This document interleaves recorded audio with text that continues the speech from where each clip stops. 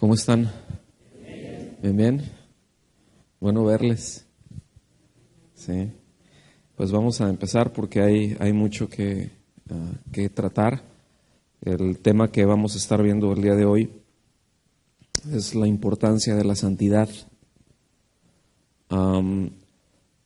Sé que ya vieron la introducción, que están viendo la carta a los Corintios, de cómo el Señor nos ha llamado a la santidad, o sea, es decir, la iniciativa de Dios de sacarnos de donde estábamos, de la condición en donde estábamos, y la obra de Dios en nosotros. Algo de lo que vamos a estar viendo el día de hoy lo vamos a partir en dos. Esta primera parte yo les voy a pedir que tengan ahí a la mano, primera a los Corintios, del capítulo 6, de los versículos del 12 al 20. Vamos a tratar de cerrarlo todo esto y después nos vamos a echar ya en la siguiente hora un brinco a la segunda carta, siguiendo con el mismo tema, la importancia de la santidad. Este tema va a ser más expositivo de estos versículos, pero vamos a avanzar. Cuando el Señor nos llama a la santidad, que es un estado en principio, o sea, Él nos saca, y santidad no quiere decir otra cosa más que estar apartado. ¿Está bien? Es decir, somos apartados por Dios y somos apartados para Dios. Eso es muy importante que lo tengamos muy, muy, muy claro. O sea, nosotros no nos apartamos para Dios en principio. Es Dios el que nos aparta. O sea, Él nos da la posición de santos, de apartados para Él. Él es el que nos rescata. ¿Queda claro eso? Ok, pero viene otra etapa, ¿verdad? En donde nuestra intervención es importante y es también responsabilidad de nosotros, que es esta santidad que va avanzando, que es esta santidad progresiva. La santidad posicional nos la da Dios, pero lo demás ya son cosas que nosotros tenemos que hacer. Hay cosas donde nosotros en este sentido tenemos la responsabilidad y no tengo el tiempo para meterme en todos estos pasajes, pero vemos la exhortación vez tras vez, ¿verdad? Pedro dice que desechemos toda malicia. El apóstol Pablo nos dice, ¿verdad?, que nos despojemos del viejo hombre. Es decir, hay cosas que nosotros tenemos que hacer. ¿Está bien? En nuestro día a día. Porque hay veces esperamos, ay Señor, quítame esto, ¿verdad? Y el Señor dice, quítatelo tú. O sea, yo ya te salvé. Esto tú lo tienes que hacer. ¿Ok? Entonces, aquí por esto es muy importante, repito, porque cuando el Señor nos salva, también nos hace libres. ¿Están de acuerdo? Conoceréis la verdad. ¿Y qué cosa? La verdad nos hace libres. Muy bien, pero esa libertad lleva implícita una responsabilidad. Y el hecho es decir, cuando malentendemos la libertad que Dios nos da, puede ser muy peligroso. Cuando malentendemos la libertad que tenemos en Cristo, nos puede meter en problemas con Dios y nos puede, en buena medida, nuestro caminar, nuestro día a día con el Señor, nos puede atorar. A ver si me explico. Es decir, nuestro crecimiento espiritual, si yo no entiendo correctamente la libertad y no asumo la responsabilidad que tengo al ser libre, entonces mi crecimiento espiritual, queda truncado. Voy a estar muy desbalanceado. Voy a estar viviendo una vida cristiana muy desbalanceada. Por eso cuando pensamos en que nuestra vida como creyentes podemos excluir algunas áreas, ¿verdad?, para seguir viviendo de la misma forma que vivíamos antes de haber sido lavados por la sangre de Cristo, antes de haber sido justificados, antes de haber sido santificados, ¿verdad? Es una total incongruencia. Porque a veces como que se queda una manera de pensar. El problema con los corintios era ese, en esencia era su forma de pensar. La manera de pensar es muy importante. Por eso en el Antiguo Testamento si usted se da cuenta, dentro de las vestiduras del sacerdote, tenía en su cabeza una mitra, ¿verdad? Y llevaba una placa, ¿cierto? Acá enfrente. ¿Alguien se acuerda qué es lo que decía esa placa de oro? Que estaba aquí, miren, aquí estaba. Santidad a Jehová. Santidad a Jehová. O sea, es una forma de pensar, es una forma de concebir las cosas. La placa de santidad a Jehová no estaba en el muslo, no estaba en el pecho, no estaba acá en el corazón, estaba acá, en la cabeza. Porque es importante la manera de pensar. Si nosotros pensamos como piensa el mundo, vamos a actuar como actúa el mundo, en cada una de las áreas, ¿sí? O sea, yo tengo que pensar como Dios piensa. Por eso más adelante habla acerca de cuál es la verdadera guerra espiritual, la verdadera lucha espiritual, que es una guerra, que es una lucha de argumentos, que chocan los argumentos, ¿verdad?, del mundo, los que tenemos, ¿verdad?, antes de venir a Cristo, pero todavía cuando venimos a Cristo tenemos formas de pensar del mundo, ¿cierto o no? ¿A cuánto les gustaría que una vez que, eres una nueva criatura, has nacido de nuevo, ahora sí que te formateen el disco duro, ¿verdad? Que te borren toda la información que traías y te pongan toda fresquecita? ¿Cuánto les gustaría? A ver, levanta su mano. Bueno, no es así. ¿Ok? O sea, hay un proceso de limpieza que se tiene que hacer. Por eso la insistencia, vez tras vez, a lo largo de la palabra, de que cambiemos nuestra manera de pensar. Porque los corintios, por ejemplo, en este caso, que es lo que se está viendo, su manera de pensar estaba muy conformada, ¿sí?, al mundo, a las ideas o a los argumentos de las distintas escuelas filosóficas que había, pues, en Grecia, ¿no?, que hasta la fecha es lo que ha moldeado el pensamiento occidental. Eso, o sea, si hay alguna influencia, o si hay, o déjeme refrasearlo, la mayor influencia en el pensamiento occidental, tenemos que trazar una línea hasta Grecia. ¿Está bien? O sea, muchas de las cosas que pensamos, formas de ver la vida, no crean que son nuevas, eso se originó allá. Entonces, por eso es tan importante entender esto. Yo no puedo excluir ni una sola área de mi vida. Por eso esa santidad, de esa segunda parte a la que me refiero, ¿sí?, es estar pendiente, estar creciendo. Y por eso es la importancia de ir a la palabra de Dios de continuo, ¿sí? Porque cuando estamos yendo a la palabra de Dios, que es la plomada, ¿se ubican lo que es una plomada? ¿Sí? O sea, ¿verdad? En la construcción estás levantando un muro y uno a simple vista puede ver que está bien. Pero llegas y le pones la plomada, ¿verdad? Y no, dices, está bien chueco esto, ¿verdad? Hay que ajustarle, hay que hacerle acá. Entonces, eso no sirve. Bueno, la palabra de Dios, ¿verdad? Nosotros podemos pensar de una forma, pero a la hora de que viene el argumento de Dios, que es con lo único que podemos comparar, porque la palabra de Dios es nuestra única norma de fe y conducta. Es lo que me dice lo que debo de creer, y es lo que me dice cómo debo de conducirme de acuerdo a eso que creo, ¿sí? Entonces, a la hora que llega el argumento de Dios y se pone, ahí es en donde vemos si estamos caminando bien o si estamos caminando mal. Entonces, no podemos excluir ninguna de las áreas. ¿Está bien? Lamentablemente es frecuente, repito, y no es algo nuevo, es el tema de la carta que precisamente busca que la manera de pensar del creyente se ciña a la palabra de Dios, ¿verdad? Porque se ha hecho muy mal uso de la libertad que se tiene. Se ha hecho un abuso de la gracia. Se ha malentendido la gracia. O sea, como creyentes luego hemos malentendido la gracia. O sea, a veces entendemos la gracia, fíjese bien, gracia y santidad van de la mano, no se pueden separar, ¿sí? O sea, hay una inmanencia, es decir, hay una unión, hay algo inseparable entre gracia y santidad, ¿ok? Entonces, se ha malentendido gracia como que gracia es pecar sin consecuencias, ¿verdad? O sea, gracia, pues de gracia, ¿verdad? Entonces no tengo nada que hacer. Y ese pensamiento le ha hecho mucho daño a la iglesia. Es que no es por obras, hermano, no es por obras, es por gracia. Amén. ¿Cuántos dicen que sí? Efectivamente, escuchen bien esto que les voy a decir.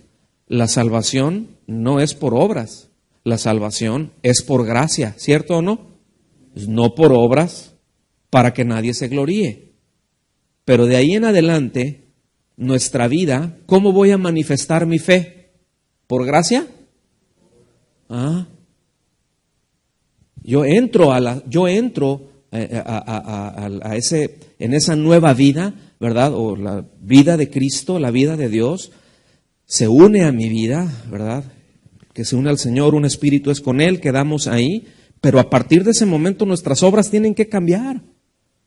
Y nuestras obras es lo que va a ser una evidencia de lo que creemos. Nuestras obras son una evidencia de nuestras convicciones. Y sí, en el camino nos vamos a tropezar y sí, en el camino tendremos que hacer muchos ajustes toda la vida, hasta que muramos o que el Señor venga, cualquiera de las dos.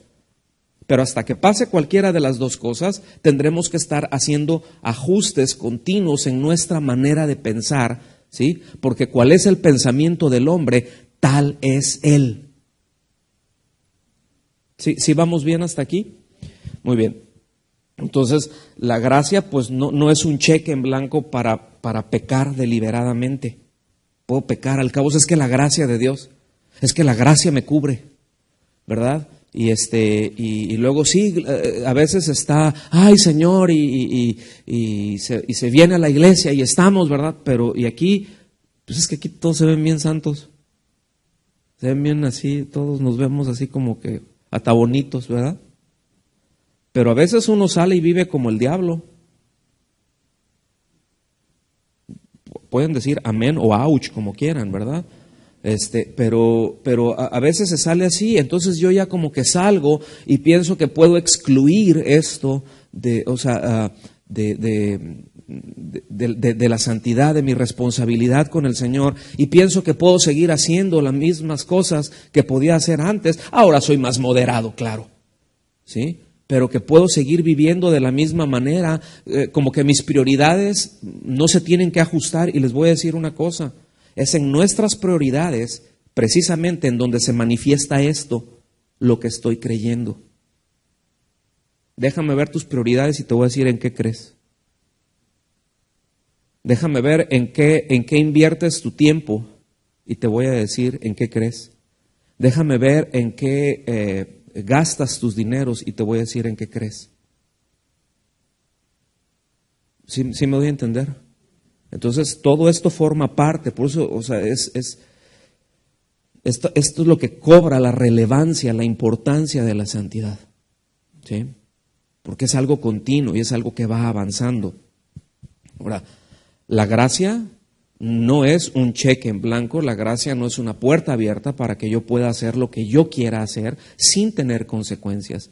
Le voy a decir para qué es la gracia. La gracia nos habilita a hacer lo que no podemos hacer en nuestras propias fuerzas. ¿Sí está más o menos claro eso? ¿Qué es lo que hace la gracia entonces? Me da fuerza, me da la capacidad, me da la habilidad, me da la fortaleza, ¿verdad? Para hacer lo que yo no tengo la capacidad de hacer. Entonces, por eso es la gracia. ¿Sí? ¿Se acuerdan por allá en la segunda carta a los Corintios? Pablo, ¿verdad? Diciéndole, Señor, ¿verdad? Quítamelo, este aguijón, ¿verdad? Esto que continuamente me está recordando mi debilidad. Yo le doy gracias a Dios que no dice qué es lo que era ese aguijón. Se asume que era una enfermedad del cuerpo, pero no dice cuál era ese aguijón. ¿Sí? Entonces, y qué bueno que no lo dice, porque si lo dijera, entonces nosotros limitaríamos ciertas cosas. Este es aguijón y esto otro no. ¿Sí? Pero podemos entender el aguijón como cualquier cosa que me hace ver mi humana debilidad. ¿Cuántos tienen aguijones? A lo mejor el vecino se apellida Aguijón, ¿verdad? O alguien adentro en casa. ¿Cuál es su segundo nombre? ¿Sí me doy a entender? Pero el aguijón es eso, me está recordando que soy de carne. me está recordando, es algo que me está haciendo recordar que tengo una humana debilidad.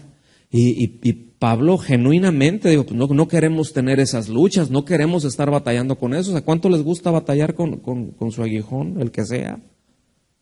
El enojo, la lujuria, ¿sí? La pereza, la glotonería, lo que sea. O sea, nomás mencioné algunas, así puse un par de botoncitos. Pero ¿a quién le gusta batallar con eso? Es decir, le voy a hacer una pregunta directa. ¿A usted le gusta batallar con su debilidad o con sus debilidades? ¿A cuántos les gusta? Levanten la mano. ¿Verdad que no? Es horrible. ¿Y cuántos hemos ido, Señor, quítame esto? Le tengo noticias, el Señor no se lo va a quitar.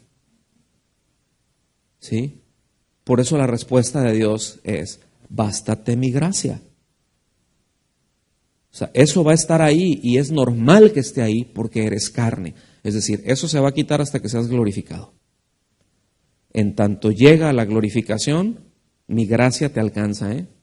O sea, la gracia de Dios nos alcanza, mis amados, para caminar en santidad, para seguir avanzando, para seguir siendo transformados. Entonces, la gracia nos habilita para vivir en santidad. ¿Está bien? En Gálatas, capítulo 5, no vaya, se los voy a leer rápido. En Gálatas capítulo 5 y versículo 1 y el versículo 13, dice, estad pues firmes en la libertad con que Cristo nos hizo libres y no estéis otra vez sujetos al yugo de esclavitud. O sea, a obras. ¿Está bien? Para salvación, aclaro, porque ese era el tema, ese era otro tema que se estaba manejando ya con los Gálatas. En el versículo 13 dice, porque vosotros, hermanos, a libertad fuisteis llamados, solamente que no uséis la libertad como ocasión para la carne, sino servíos por amor los unos a los otros.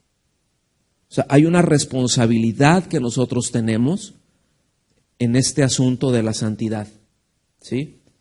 Ahora, los corintios, pues, habían hecho con esa libertad precisamente lo que se les dijo que no hicieran.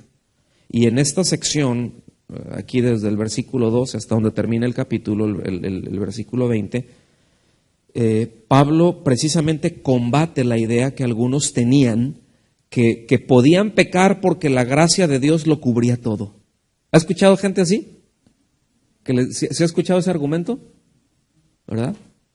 ¿Usted lo ha dicho? No diga amén. Pero luego, es que la gracia de Dios lo cubre todo, la gracia de Dios lo cubre todo, la gracia de Dios lo cubre todo. O sea, ciertamente pecamos y Dios nos perdona, ¿sí o no? Pero la gracia no quiere decir peco y no pasa nada. Sí me explico. O sea, no hay que confundir eso. Y eso es precisamente lo que aquí la palabra de Dios, esta sección viene y nos ilumina, nos aclara con todo esto, ¿verdad? Porque, fíjense bien, yo tengo un dicho, ¿no? Que es de que luego hay unos que se caen de un lado del caballo y otros se caen del otro lado. ¿Se ha visto eso? ¿Cuántos saben montar a caballo? ¿Cuántos han montado a caballo alguna vez? Entonces, ¿cómo tiene que ir en el caballo? Viene en el centro, ¿no? Y va continuamente, se va balanceando. ¿Sí? Hay unos que luego agarran y se suben y ¡fium! Se van hasta el otro lado. ¿No? ¿Cómo está? ¿Ah? Entonces uno se sube y uno tiene, o sea, esa es la lucha de estar arriba del caballo, ¿sí? O sea, estar en el centro. Porque había, en este caso, se polarizó el asunto ahí en Corinto. O sea, había unos que no, la gracia lo cubre todo y gloria a Dios, aleluyita, y no pasa nada y puedo hacer de mi vida lo que quiera, ¿verdad? Y por el otro lado, otros se fueron al otro extremo y fue muy contrastante esto ahí en Corinto. Es decir, había el desbalance es o es legalismo o se va a libertinaje, ¿me explico? Por eso es la necesidad de ceñirnos a la palabra de Dios, ¿sí? Eso nos salva. Ceñirme yo a la palabra de Dios me salva de mis propios criterios, fíjese. Ceñirme a la palabra de Dios me salva de las consecuencias de mis acciones, obviamente porque yo pienso de una forma, pero cuando yo hago a un lado mi forma de pensar y doy paso a la forma de pensar, a lo que Dios establece, me salva de muchas consecuencias, nos libra de muchos problemas. ¿Sí? O sea, yo aquí estoy hablando de criterios. Vengan conmigo así muy rápido al versículo 12, dice ahí de 1 Corintios 6. Todas las cosas me son lícitas, mas no todas convienen. Todas las cosas me son lícitas, mas yo no me dejaré dominar de ninguna. Y dice, fíjense, la primera parte, todas las cosas me son lícitas, mas no todas convienen. Todas las cosas me son lícitas, pero ¿qué cosa?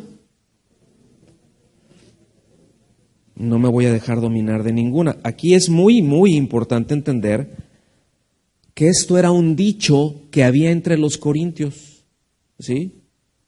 Este dicho se había originado probablemente entre los gnósticos, ¿sí?, y otros filósofos griegos. Aparece 4 veces en esta carta. Este concepto es en la única carta que aparece esta idea, ¿verdad? Y era un lema que ellos tenían ahí en la iglesia de Corintio para, de alguna manera, promover su propia libertad cristiana. Puedo hacer de todo. Pero no todo es, pero yo puedo hacer de todo. La pregunta, ¿podemos hacer de todo? O sea, ¿todo es válido? O sea, ¿todas las cosas me son lícitas? No. Póngame atención. ¿Qué es algo lícito? Lícito es algo permitido. Ajá. ¿Ilícito qué es? Que no es permitido. Pregunta, ¿todas las cosas son lícitas? O sea, puedo hacer lo que quiera, pero no lo voy a hacer porque no conviene. ¿Pero me es lícito? A ver, esto me gusta. Ya les está trabajando el hámster, ahorita empieza a correr. Se puede hacer, pero no debe. ¿Quién da más? Todas las cosas me son lícitas. ¿Puedo hacer lo que sea? ¿Puedo adulterar? ¿Es lícito adulterar? Se puede, pero ¿es lícito? Ese es el punto. O sea, no confundamos. Puedo hacer de todo. Podemos hacer de nuestra vida un papalote si queremos, ¿sí? Pero no es lícito. O sea, Dios no lo avala. Hay cosas que no avala. No son lícitas. O sea, no. Vamos a entender esto, no todo es lícito, hablando en cuanto a todo. Puedo hacer lo que sea, pero claro, no conviene hacerlo. O sea, no todo es lícito. O sea, repito, esto era una versión que ellos tenían para promover su propia versión de la libertad cristiana, y esto estaba incluida la inmoralidad sexual. Esto no es una afirmación apostólica. Que le quede claro. Entonces, que todo me es lícito, gloria a Dios. No, Pablo no está afirmando eso. Pablo está tomando eso para decirles, miren, ustedes piensan así, pero yo ahorita les voy a aclarar que no es así. ¿Está claro? O sea, en lugar de, le está diciendo, en lugar de vivir como creyentes, como perdonados, como santos y como justos, pues ustedes están entregando a cualquier tipo de placer y queda a su criterio si me conviene o no. Si me conviene o no. Lo puedo hacer, pero no me conviene. No me conviene. No es así. No es así, ¿verdad? O sea, en lugar de someterse algún sector de la iglesia, en lugar de someterse al señorío de Cristo, ellos aprobaban el pecado en nombre de la libertad que habían recibido de Cristo. Porque esa era la manera de pensar. Miren, yo quiero que entiendan esto. La sociedad de Corinto era muy destrampada. Si nosotros pensamos que ahorita lo que vemos, o sea, hay algo de lo que se ve en San Francisco y en muchos, Nueva Orleans, en muchos lugares, la ciudad es lo de menos, es el corazón del hombre en donde está el asunto, en donde esté. Todo ser humano tiene el potencial de hacer toda la lista de linduras que está allá en Romanos 1. ¿Ok?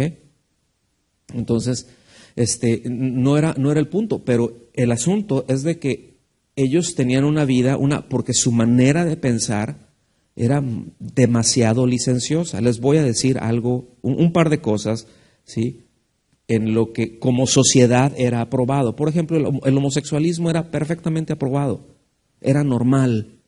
Era normal si un hombre le decía a su esposa, pues hoy me quiero meter con un hombre, y pues está bien, o sea, era algo normal. O si la esposa, pues me quiero meter con otra mujer, y pues porque hay que darle un toque a nuestra relación, ¿no? O sea, hay que darle vida ahí, porque hay mucha monotonía, ¿verdad? Ah, no, pues está bien. El punto, la vida tan licenciosa de Corinto, de la ciudad en general, porque era muy cosmopolita, tenía mucha influencia de muchas partes, ¿sí?, era el punto de que en los alrededores y en otras naciones se conocía el término de corintizar. Corintizar, y era vamos a destramparnos. O sea, vamos a darle vuelo a la hilacha, pues, ¿verdad? Vamos a hacer lo que se nos antoje. O sea, era ese término, era un sinónimo de desenfreno, fíjense. ¿Right?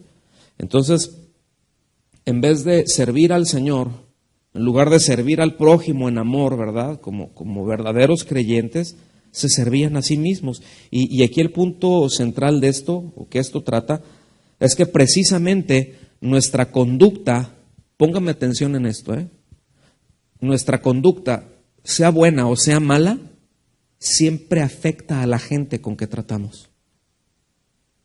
Siempre.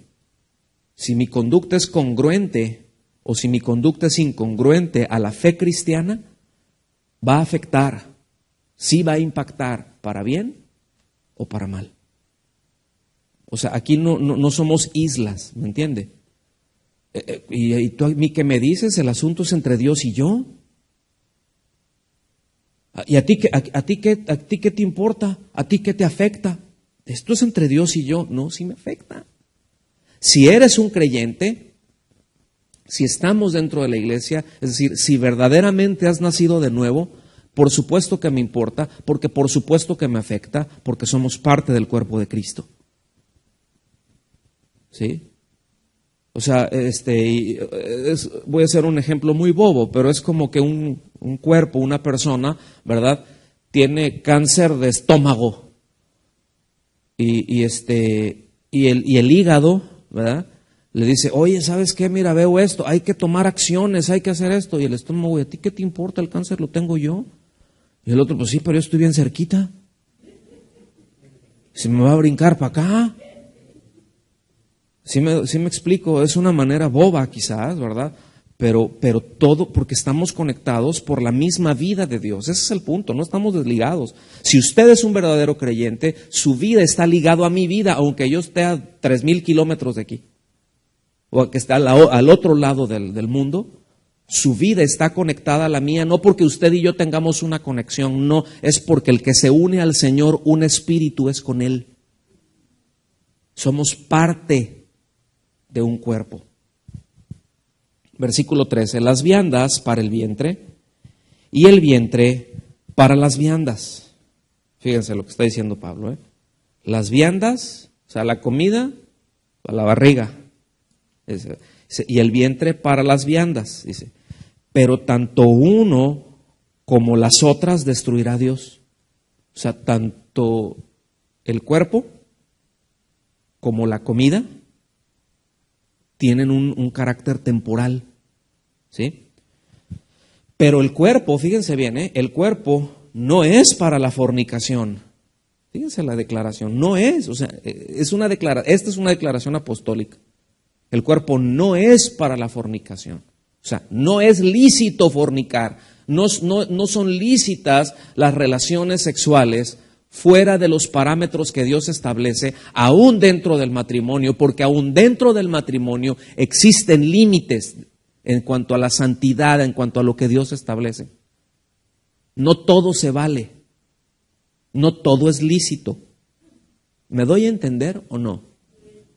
Entonces, cualquier cosa que sea ilícito, en ese sentido, es fornicación. Y dice, pero el cuerpo no es para la fornicación, sino ¿para quién? Fíjense, ¿quién es el destinatario del cuerpo? ¿Para quién va el cuerpo? Es para el Señor. Y el Señor para el cuerpo. Es decir, hay una relación muy, muy indivisible.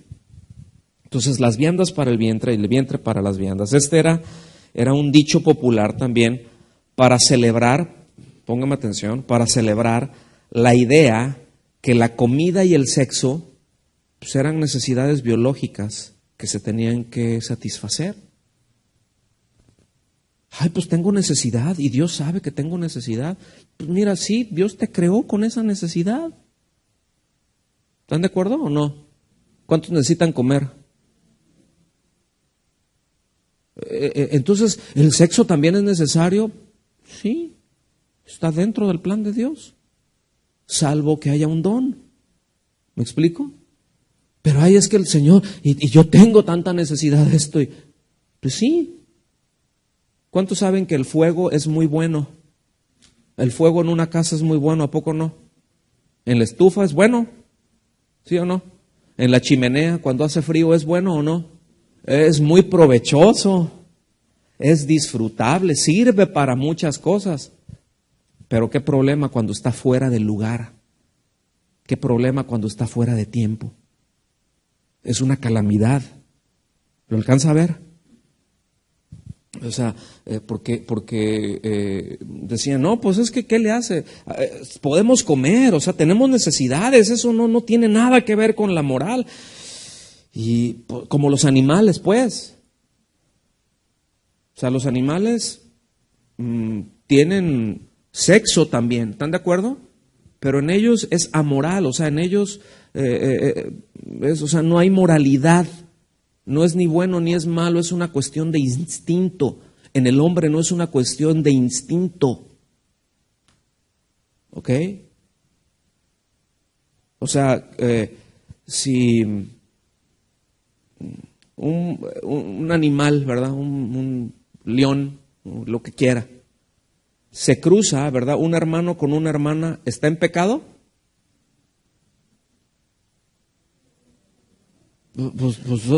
Es perfectamente instintivo.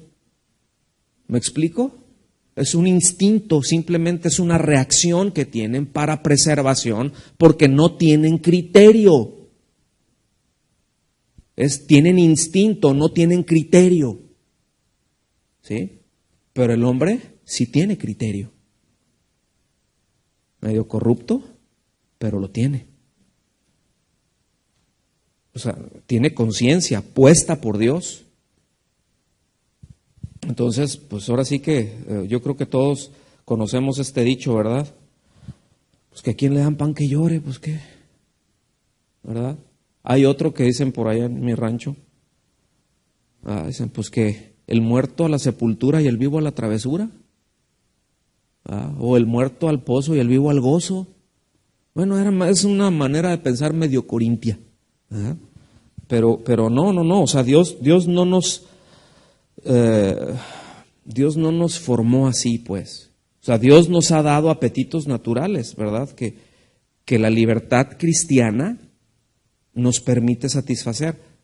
Es decir, ¿podemos satisfacer la necesidad de comer? ¿Sí o no?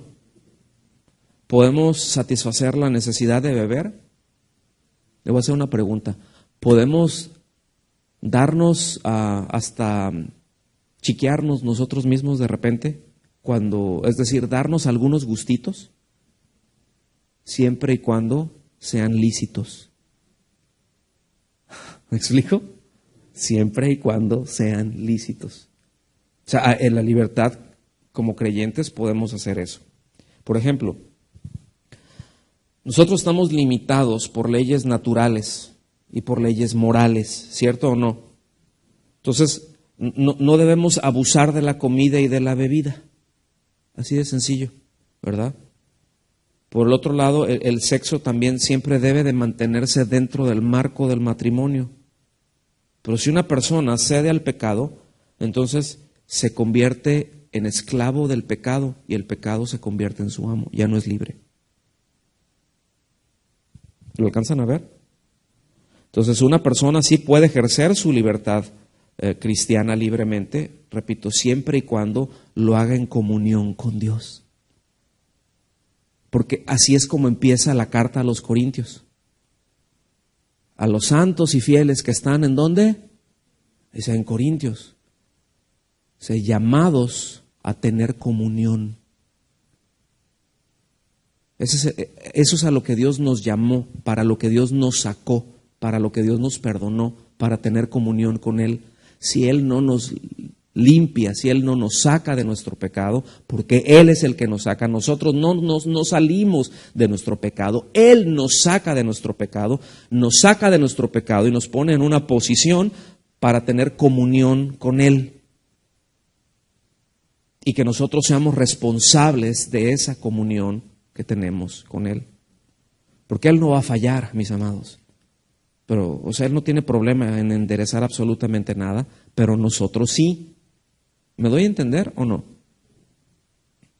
Entonces, dice, las dos cosas, tanto el vientre como las viandas, dice, las destruirá Dios. Y esto era una expresión, ¿sí?, para decirles que la comida y el cuerpo es algo pasajero. O sea, eso no es lo importante, no estén viendo eso, vean la parte eterna, ¿sí? Si el cuerpo no es para la fornicación, sino para el Señor y el Señor para el cuerpo. Y aquí el mensaje es que no debían identificar, pónganme mucha atención, que no debían identificar el apetito sexual con la necesidad de comer, con la necesidad de beber. Pues el sexo, pues tengo necesidad, así como también tengo necesidad de comer y beber, y verdad, y ahí cabría el no os hagáis, por favor, ¿no? Digo, porque sea bíblico, pues, ¿no? No te hagas, o sea, no hay una analogía, no pueden comparar, no es lo mismo, Corintios, dejen de pensar de esa forma, ¿sí? Santidad. Sí, en la frente, la placa en la frente, la forma de pensar, dejen de pensar. O sea, no hay un punto de comparación, ¿sí? Comer y beber no es un asunto moral, aunque debe de ser hecho con moderación, pero el asunto sexual sí es un asunto moral. ¿Lo alcanzan a ver? ¿Sí o no? O sea, son peras y manzanas, no. Entonces Dios creó el cuerpo del hombre para que el hombre le sirviera en su creación. Para eso lo hizo. Dios tuvo un propósito y Dios formó al hombre. O sea, Dios le dio un cuerpo. ¿Para qué le dio ese cuerpo? Para que cumpliese el propósito de Dios. Por eso el cuerpo es para el Señor. O sea, este cuerpecito, ¿sí?, debe de ser para servir a Dios. Y en ese servir a Dios va incluido, voy a servir a mis hermanos. ¿Verdad? Porque el que no sirve, no sirve. Algo está mal. Si en su caminar con el Señor, su vida, póngame atención, no se traduce en un servicio para Dios, un servicio a los hermanos, esto es, ¿sí?, algo está mal con usted. Así de sencillo, y no lo digo yo, aquí está clarito. Entonces, Él instituyó, ¿verdad?, el matrimonio, pues para que la raza humana se propagase, ¿verdad?, aún para bendecir, para enriquecer a la pareja, que fuese enriquecido. No solamente es procreación, la Escritura nos enseña que también es recreo, pero dentro del margen que Dios establece con el Señor en medio. Eso es lícito. Fuera de eso es ilícito. Entonces no todas las cosas son lícitas. ¿Sí quedó claro ese punto o no? Okay. Versículo 14. Y Dios, que levantó al Señor, también a nosotros nos levantará con su poder, ¿verdad? Y bueno, obviamente no hemos sido aún glorificados, pero ya estamos en una relación eterna con Dios. Ya estamos en Él, ¿verdad? Y esto incluye que nuestro cuerpo, que aún no ha sido glorificado, pues tenemos que ejercer dominio propio. ¿Está bien? Ahorita tenemos que ejercer dominio propio. Póngame atención. Cuando estemos glorificados no va a ser necesario porque no va a haber inclinación al pecado. Qué maravilla, ¿verdad? Entonces vamos a poder tener una comunión eterna con Dios, disfrutarla por la eternidad sin andarnos cuidando de nuestras tendencias carnales. Qué maravilla. Yo no sé ustedes, pero ¿cuántos esperan eso? ¿Cuántos anhelan eso? Escuche bien, eso es algo que ahora sí que los apóstoles y los padres en la iglesia, con eso se animaban. Y con eso nos debemos de animar a nosotros. Porque a veces pensamos como que vamos a vivir 150,000 años en esta tierra. Todo nuestro enfoque, todas nuestras energías, todo nuestro tiempo, nuestras prioridades se centran en cosas que tienen que ver con esta vida, cuando de esta vida es tan pasajera como la neblina. Es tan frágil, tan efímera como la hierba seca. Y a veces nuestras prioridades están tan enfocadas en eso que perdemos de vista lo eterno. Por eso ellos decían, Maranata, era el saludo, el Señor viene. O sea, seremos glorificados. Métele ganas. ¿Sí? Por eso los primeros, en los 2 primeros siglos de la iglesia, ¿saben cómo le decían a los creyentes? ¿Cómo conocían los del mundo a los creyentes? Algo muy popular, les llamaban imbéciles, porque no tenían apego a las cosas de este mundo. Lo primero que perdían eran sus bienes cuando su fe era descubierta, y en las persecuciones, sobre todo en lo que conocemos ahorita como Turquía, ¿sí? En el Imperio Bizantino, ahí. Es donde más, y habían más mártires, y es en donde más creyentes ha habido en toda la historia, en lo que conocemos ahorita como Turquía. Y mataban a miles, ¿sí? Y decenas de miles se levantaban, regaban con su sangre la tierra, pero tenían cero afecto a las cosas de este mundo. Pues te vamos a quitar tus cosas, pues quítamelas, pues te vamos a matar, pues dale, acaba con esta miseria, yo al rato me voy con el Señor. ¿Sí? No tenía, o sea, nada los anclaba aquí. Qué maravilla poder vivir así, mis amados, sobre todo en medio de esta sociedad tan materialista que ha invadido tanto la mentalidad del creyente, que tanto estorba en su comunión con Dios y en su comunión con los hermanos. Algo tenemos que hacer con esto. Es decir, hay responsabilidad en cada uno de nosotros, ¿verdad? Al menos ya usted ya escuchó. Ya no puede decir, yo no supe. No, ya se enteró.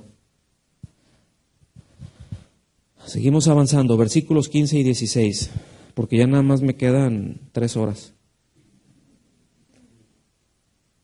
Dice, no sabéis, es que ahora sí que no sabéis u os hacéis, ¿verdad? Dice, ¿no sabéis que vuestros cuerpos son miembros de Cristo? O sea, es una pregunta retórica, Es una pregunta retórica. ¿Qué no saben que sus miembros son cuerpos de Cristo? Dice, quitaré pues los miembros de Cristo y los haré miembros de una ramera o un ramero. O sea, ¿cuál sería la respuesta a la primera pregunta? Pues claro que sí sé. En otras palabras, porque a Pablo le dice, yo fundé esa iglesia, o sea, yo les enseñé eso ya. Estuve mucho tiempo con ustedes y ya lo saben, o sea, no se hagan. Pero ustedes no han dado pasos, ustedes no han tomado decisiones, no se han mostrado determinados a hacer esto y a avanzar en este sentido. ¿Qué no saben? Claro que sí saben, ya se los dije. Y la respuesta, ¿cuál sería de la segunda pregunta? ¿Quitaré pues los miembros de Cristo y los haré miembros de una ramera? ¿Cuál sería la pregunta? Por supuesto que no, también se los enseñé ya desde un principio. ¿Sí? Por eso es de ninguna manera, esa expresión en el griego de ninguna manera es muy enfática. Es una expresión que equivale a gritar jamás. O sea, voy a hacer esto jamás. ¿Cómo se te ocurre? Eso sería más o menos el énfasis cuando uno lo ve escrito. Pero, o sea, no así de, ay, buen plan, o sea, es una Es muy fuerte, es muy enfático. Y hace otra pregunta, ¿o no sabéis que el que se une con una ramera es un cuerpo con ella? Pues claro que sí saben, yo ya se los enseñé. Y dice, porque dice, ¿qué dice? ¿O quién dice? Dios dice, la palabra de Dios dice, los dos serán una sola carne. Ay, pero eso es de la esposa. No. Póngame atención. Aquí no está hablando de eso. Aquí no está hablando que si de la esposa. Aquí está hablando de la relación hombre y mujer. Porque en aquel entonces, cuando Dios dijo esto, no habían prostitutas. Estaba Adán y Eva fuera de pecado. Esa es la forma como se debe de relacionar el hombre con la mujer, ¿sí? Para el plan de Dios, a la hora de unirse serán una sola carne. Es natural, es santo. Pero dijeron ellos, no, pues ¿qué tiene? Pues es como comer, es una necesidad. Les dicen, no, ¿cómo se les ocurre? No inventen, vean la importancia de la santidad. ¿Ok? Tengo que brincar al 17, voy a pasar algunos puntos aquí por cuestiones de tiempo. Versículo 17, pero el que se une al Señor, un espíritu es con él, ¿verdad? Este versículo es un paralelo con el anterior. O sea, es decir, contrasta la unión física del hombre con la mujer con la comunión espiritual entre Cristo y el creyente. ¿Sí? Es una idea paralela que traen ahí. Entonces, como creyentes debemos de estar conscientes siempre que servimos con todo nuestro ser al Señor, espíritu, alma y cuerpo. Porque yo no puedo separar mi alma de mi cuerpo y de mi espíritu.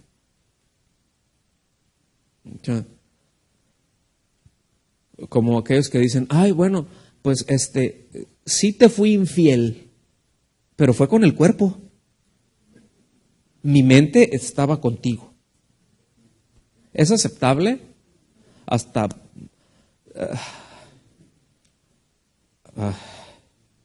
ya, se entendió la expresión, ¿verdad? Es que no quiero decir bruto. No lo quiero decir. ¿Sí me doy a entender? O sea, cuando hay un muchacho, ¿verdad?, que se quiere casar con la muchacha, a ver, Memo, cuando fueron allá con Sagra, y ahí fueron los papás y todo el asunto, a la pedida, ¿verdad? Oiga, suegro, pues yo vengo a pedir el alma y el espíritu de su hija.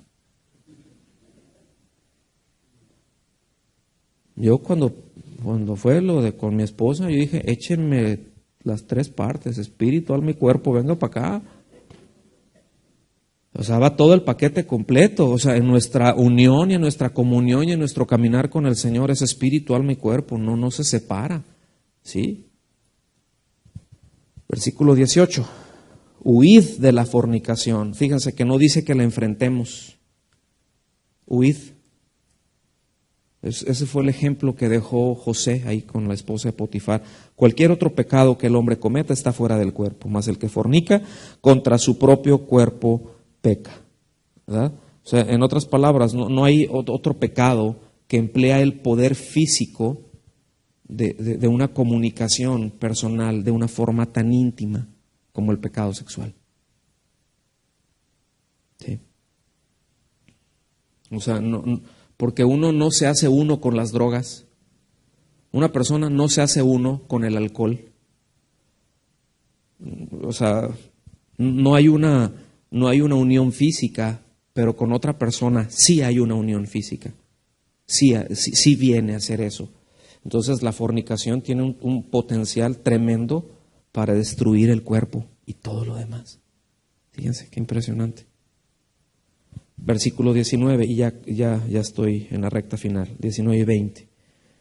O ignoráis, otra vez, ¿verdad? Ahí va el recordatorio, que vuestro cuerpo es templo del Espíritu Santo. O sea, ignoran que su cuerpo es templo del Espíritu Santo. Dicen, no lo ignoran. Ya se los enseñé también. Dice, el cual, o sea, Espíritu Santo, está en vosotros, el cual tenéis de Dios y que no sois vuestros. O sea, el cuerpo, es que de mi cuerpo puedo hacer lo que sea. Sí, pero si eres creyente, tu cuerpo no es tuyo. Si eres creyente, tu cuerpo le pertenece a Cristo, porque Él te redimió completo. O sea, la redención es completa. Ahorita, aunque no ha sido manifestada aún, pero ya la redención de nuestro cuerpo, ya está el pago. Esa es la glorificación. Nuestro espíritu, nuestra alma ha sido redimida. ¿Cuántos saben eso? ¿Verdad? ¿Ya? ¿Cuántos le pertenecen a Cristo? ¿Cuántos han nacido de nuevo? A ver, levante su mano. Ok, es uno con el Señor. Eso ya está listo. Pero el cuerpo todavía no. Pero ya está hecho el pago. Ya nada más estamos esperando el tiempo del Señor para que eso se complete. Pero ese es, ahora sí que es done deal. Ya es un hecho. Ahí ya es irreversible ese asunto. Entonces, seguimos avanzando y terminamos con el versículo 20. Porque habéis sido, ese porque es la razón, porque habéis sido comprados por precio. ¿Cuál fue el precio? La sangre de Cristo. Fíjese aquí, Pablo está hablando, fueron comprados espíritu, alma y cuerpo. Entonces tu cuerpo no te pertenece, tu cuerpo lo compró el Señor. Luego entonces es de Él. Por eso es para el Señor. Dice, o sea, la razón de que han sido comprados por precio. Ahora, ¿cuál es nuestra respuesta? Glorificad pues a Dios en vuestro cuerpo y en vuestro espíritu, los cuales son de Dios. Digo, ya más claro que esto no creo que pueda haber. Entonces, aquí concluye el tema, ¿verdad? Hablando el asunto de la expiación, el costo que el Señor pagó por nuestros pecados. Aquí está hablando el propósito y está hablando el resultado también. Aquí, en eso, simplemente, ¿verdad? Ahí en Primera de Pedro, se los leo muy rápido, 18, capítulo 1, versículos 18 y 19, dicen, sabiendo, fíjense, sabiendo, muy importante verbo, sabiendo que fuisteis rescatados o comprados o redimidos, fuisteis rescatados de vuestra vana manera de vivir, la cual recibisteis de vuestros padres, no con cosas corruptibles como oro o plata, sino con la sangre preciosa de Cristo, como de un cordero sin mancha y sin contaminación. Entonces, este es el pensamiento final que quiero dejarles en esto. Debido a que ya hemos sido lavados, ¿sí?, por la sangre de Cristo, ya hemos sido santificados, ya fuimos apartados por y para Cristo. Debido a que ya hemos sido justificados, es decir, ya fuimos declarados inocentes, el propósito, al haber ocurrido todo esto, es que en nuestras vidas, en esta nueva vida, sea glorificar a Dios con todo nuestro ser, porque todo nuestro ser es de Dios. Esa es la importancia de la santidad. Ese es el eje de esto. ¿Quedó claro? Entonces, terminamos con esto. Le damos gracias a Dios rápido. Sí, Señor, gracias por tu palabra y seguimos pidiendo que tú selles nuestro corazón, nuestro espíritu, nuestro entendimiento con tu palabra y que tu Espíritu Santo influya de una manera muy, muy poderosa en nosotros, en nuestra vida y que podamos bajar tu palabra, Señor, a cada una de las áreas de nuestras vidas. Que no se nos olvide, que seamos muy sabios, que seamos muy diligentes para revisar en qué área de nuestra vida no te hemos incluido, en qué área de nuestra vida seguimos viviendo igual de antes de que viniéramos a ti, de antes de que tú nos lavaras, nos santificaras, nos justificaras, Señor. Danos la gracia y la sabiduría para ello. En el nombre de Jesús. Amén.